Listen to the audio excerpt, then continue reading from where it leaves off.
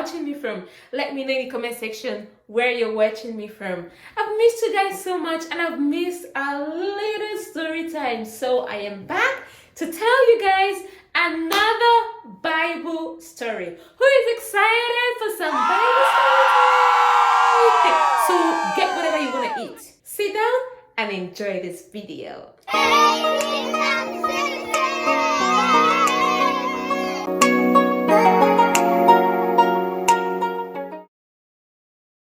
A very long time ago in a land called Shusha, there was a king called Xerxes.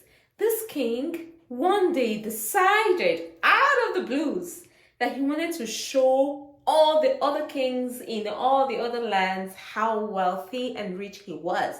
Do you know what he did? He decided that he was going to party for, guess how long?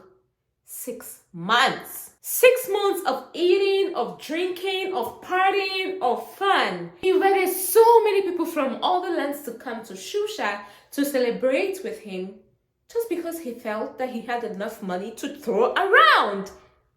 Okay. They all came, had a nice little time. They had so much fun for 6 whole months. Meanwhile, his wife, Vashti, was also having her nice party with her girls, her other queens and other princesses, just because her husband, the king, is doing his thing, she's also doing her thing. It was just lots of fun going on in the palace for that 6 months.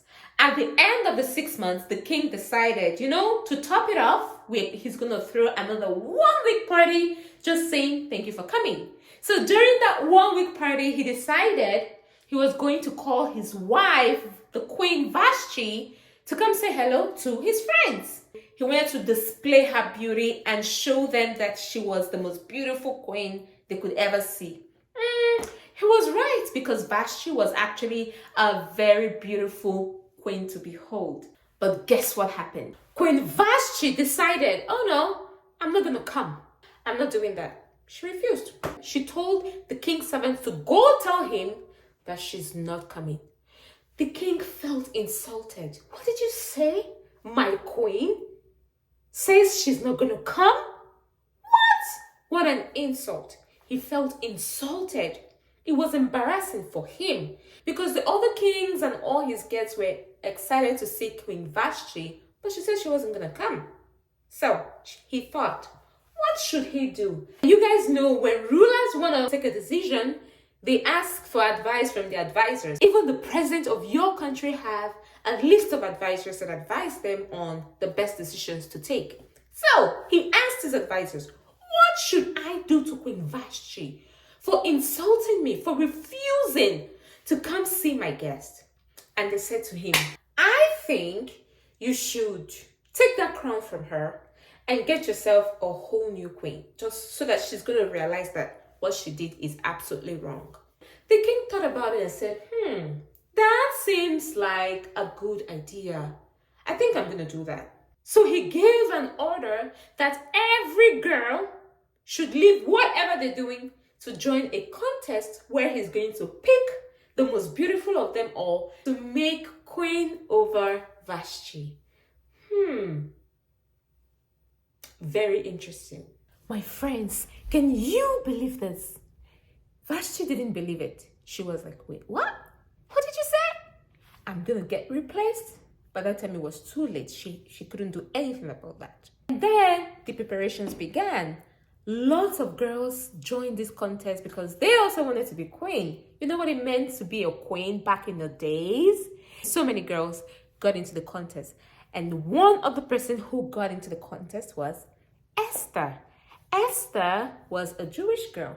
She was living with her uncle Mordecai. Her uncle Mordecai encouraged her to join the contest so that she could stand a chance to becoming the next queen. Now the preparations began. First, they had to stay 6 months with a group of people who will get them all ready to go for another 6 months with another group of people that would also prepare them. So they have a whole year getting ready to go before the king. Guys, can you imagine? Lots of things they had to do with what they ate, with the kind of makeup they applied, the kind of clothes they wear. they gave them a lot of nice things to make them look as beautiful as they could before they go to the king.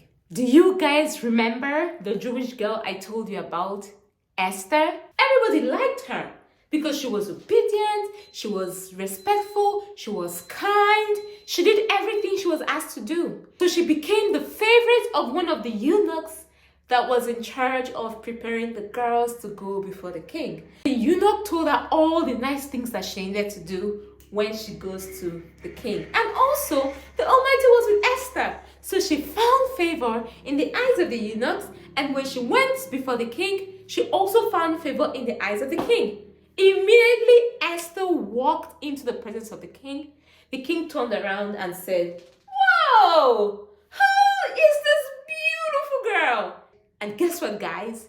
He chose Esther. The Almighty was with her during her journey, but again, Esther was obedient, she was kind, she was respectful, she had a big personality that anybody who met her liked her. And that, my friend, was how Esther became queen over Vashti.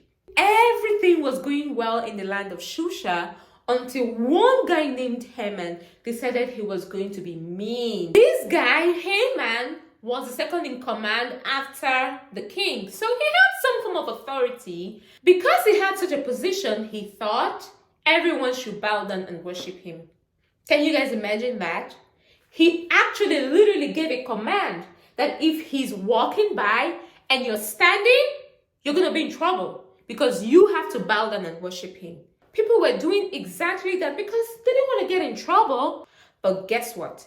There was one person who refused to bow down to him because according to him, he's Jewish. And if he is Jewish, he's not going to bow down to anybody else except the Almighty. This guy happened to be Queen Esther's uncle Mordecai. On several occasions when Haman passed Mordecai refused to bow down to him because in his mind he's thinking, who do you think you are? Why will I bow down to you? For what? I only bow down to the Almighty. Haman didn't like that at all, especially because there were tattletellers who tattled on Mordecai. He was so furious. Who is that man who refused to bow down to me? I'm gonna deal with him. He was out to deal with Mordecai. Guys, you need to know what happened after that. You guys want to know? Stick around to this channel because on my next video, I will be telling you exactly what happened to Mordecai and to Haman. It's a whole long story and I'm sure you don't want to miss out on this. I hope you enjoyed today's video. Thank you so much for watching. Like this video, share it to as many people as you know. Watch out for my next video because I'll be telling you exactly what Haman did or tried to do but didn't succeed.